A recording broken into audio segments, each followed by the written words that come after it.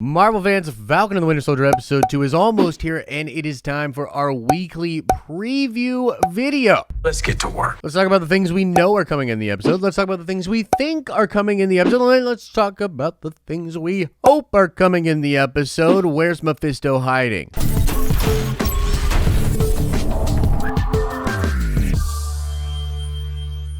What's up, everybody? It's Josh. Welcome back to the channel. Smash that like button. And a reminder, a large part of what we are doing at the Den of Nerds is happening over on our live streaming channel. We're going to be doing a watch party and a big old live stream where we talk about full-on spoilers about this episode. So let's first talk about the things that we more or less know. And a lot of this information I'm getting from the Marvel Studios spoilers subreddit, and it has been corroborated by different people out there online. Most notably, we know that the episode will be around 50 minutes in length, pretty much the same length that we had in episode 1. I like it. We've also heard that this episode will introduce Bucky and Sam to actually come together to be fully reunited. We're not a team. Nope.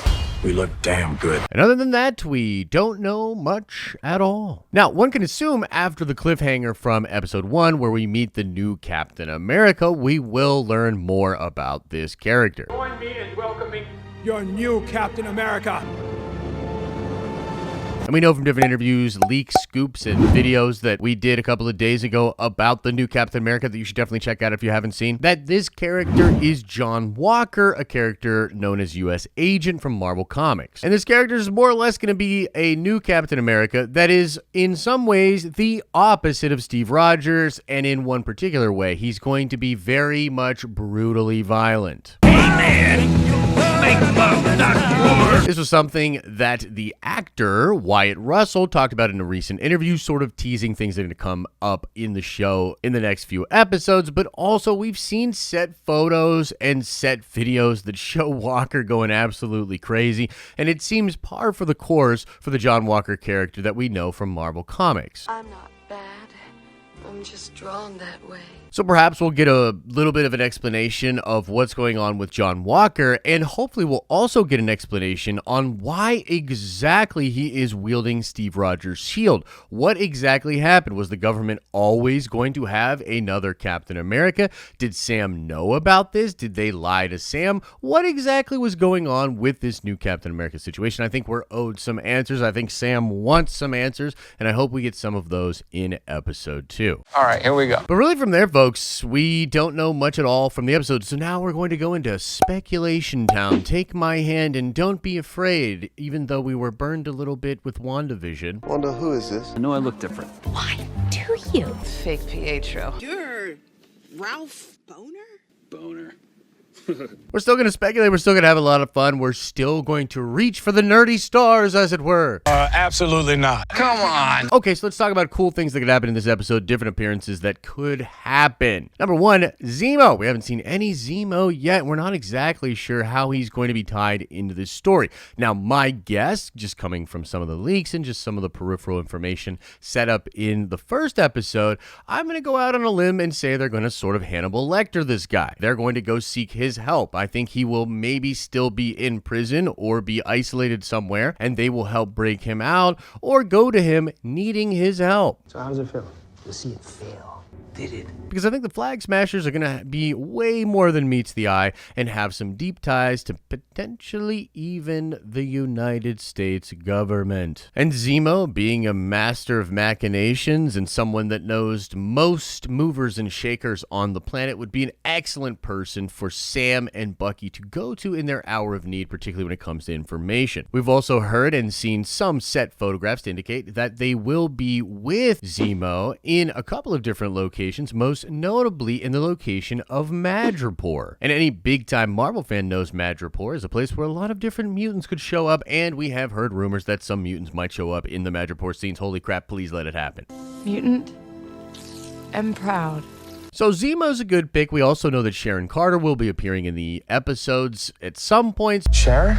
Here we go again. So she could show up in the next episode, maybe to clarify what is going on with the new Captain America, maybe not. But I'm also really curious on whether or not the character of Everett Ross will be shown or at least mentioned in this episode, because General Ross and the Thunderbolts are rumored to be playing a role in either this show, the Black Widow movie, or in both, tying them together with some kind of super soldier serum machination that means that Ross has been pulling all of these crazy strings and that the Thunderbolts are definitely going to be a thing, potentially even leading to the Dark Avengers. Yeah, it's called the Revenges. Revenges? Either way, the possibility for a lot of fun, different, and interesting Marvel things to happen in episode 2 is totally on the table. I would love for Ross to show up. I'd love more references to Steve Rogers and all of the weird theories about what could be going on with him. You can, like, fly him to the moon? I'd love to meet up with Zemo. I'd love to go to Madripoor and meet some surprise mutants. Mutant and proud. Perfection. But all of that is speculation. We should curb our enthusiasm and, just see what happens. You got some nerve. I'll give you that. You could use some of that right now. Now, let's talk about the tone and the pacing of episode 2. Now, there were a few people out there, and maybe more than a few depending on where you're looking online, that were not crazy about the pacing in episode 1. They considered it to be slow. They didn't think there was necessarily enough action. And although I personally loved a lot of the very, very tense dialogue scenes, and I loved what was going on with the interplay between the different characters, I think it is fair to say that there was a lack of action in an episode that neared an hour in length.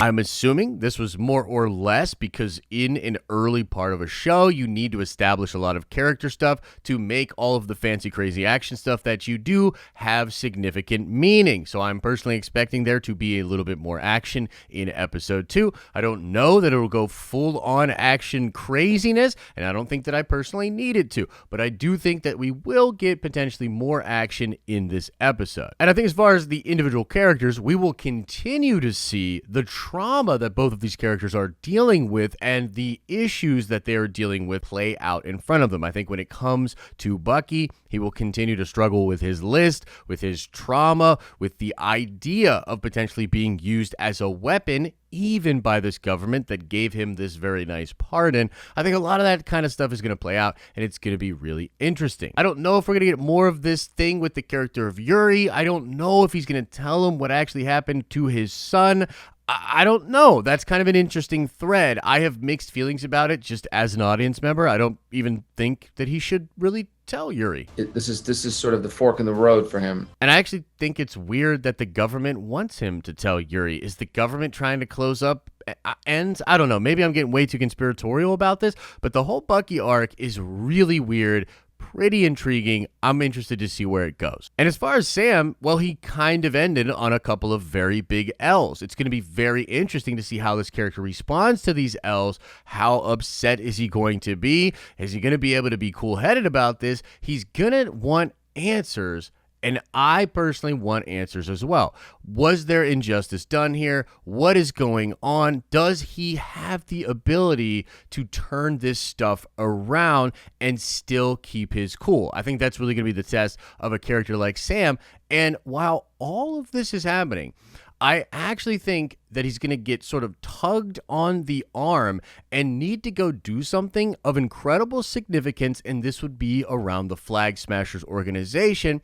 But once again, he's going to have to do this thing that is incredibly important, that will save the world at his own personal cost and with very little personal gain. I just think that's more or less the struggle that Sam is going to have to deal with this character, and going through that and coming out on the other end, I think is going to forge him into like a really like a sort of stronger version than Sam, but we will see how all of that plays out. I'm really interested, but there you have it, guys. Sort of our weekly preview video for what to expect for Falcon and the Winter Soldier episode 2. Apparently episode 1 was one of the most watched or the most watched premieres of a Disney Plus show ever. I find that interesting because I didn't see as much of a social media impact made by this show as even WandaVision, and definitely not as much as The Mandalorian. So I'm curious. I mean, maybe I'm just not seeing it. Is this show way bigger than I think? Do you think the show's doing really, really well? What did you think about episode 1? And are you excited for episode 2? Let us know all your thoughts in the comment section below. As I always say, I hope you're having an awesome and a nerdy day, and I'll see you in the next video.